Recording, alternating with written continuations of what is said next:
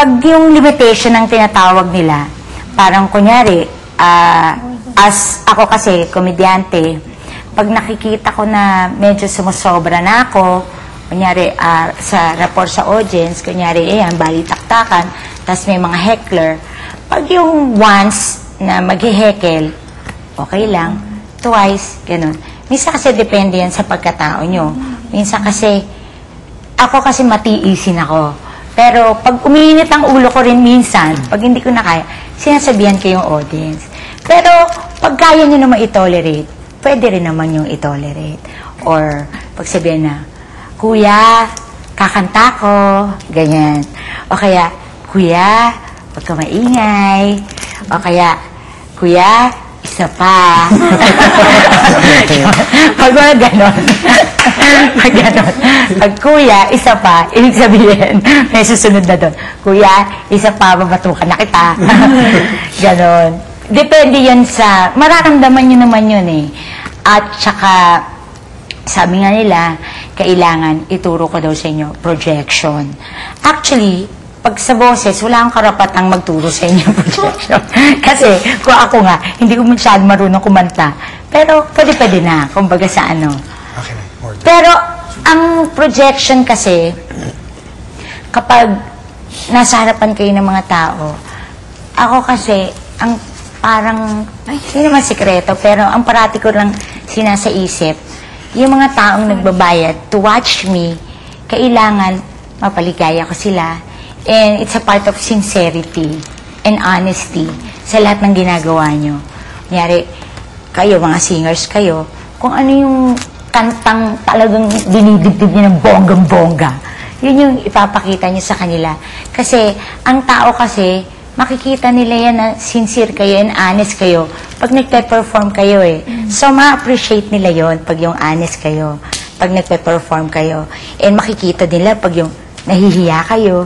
Minsan pag nakakikita akong performer na nahihiya, pati ako nahihiya na rin para sa kanya. Alam mo yung parang, sana makakanta na siya ng maayos, yung ganon. So, kailangan parating isa yung buo yung loob nyo. At saka talagang project ang project. Isa kasi, di ba, hindi naman tayo nabibiyayaan ng Diyos ng lahat ng magandang boses eh. May magandang boses, hindi na mahiyain. Meron namang hindi gaano kagandahan, pero ang projection, akala mo, mas magaling pa siya kay Celine Dion, mga ganon. Meron ganon. So, ang gagawin niyo na lang, kung ano yung meron kayong tingin niyo sa sarili niyo, like, hindi man ako magaling kumanta, pero ma-project naman ako, doon nyo na lang daanin.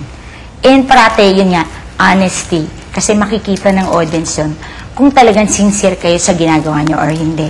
Lalo na pag yung minsan, pag yung parang tinatamad kayo, makikita din nila yan. Iba talaga ang audience natin eh. Oh, kasama na din doon yung rapport with the audience. Kakatawa kayo, lahat kayo nakaganyan sa akin. Nakikinig talaga kayo. Oh. Uy, pwede kayong mag-question and answer, ha? Huwag kayong ano lang, ha? Huwag kayong tingin lang ng tingin, ha? Oo. May gusto ba kayong itanong? Sinabi ko na ba yung rapport with the audience? Opo. Oo. Sinabi ko na. Ngayon pala. Sabi ko lang, ha? Kamusta naman yung makakalimutin ako? Akala ko ako lang. Ikaw yung makakalimutin? Makakalimutin ako. Grabe.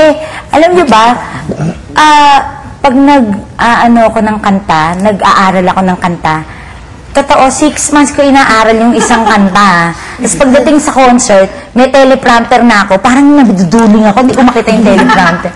Sa nervous ko, kaya tinayo, kung kumanta ako, may gumaganon ako. Kaya may teleprompter pa ako, at minimorize ko yan ng 6 months, ha. Yung isasabi kong projection, di ba? O, projection ko, wow, ang galing kong kumanta. Pero actually, hindi ko naiintindihan yung kinakanta ko. Kasi yung teleprompter, pag tinitingnan ko, parang walang sulat.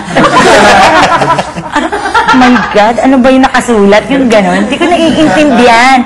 Kaya pag sinasabi, si Ai naman, ganyan naman yung kumanta. Hindi lang talaga, pinaghihirapan ko yun ng 6 months bago ako makapag-memorize. Tapos pag nandun na mismo, hindi ko naman masabi. Alam mo yung ganong feeling? Kaya kayo, gusto nyo magtayo.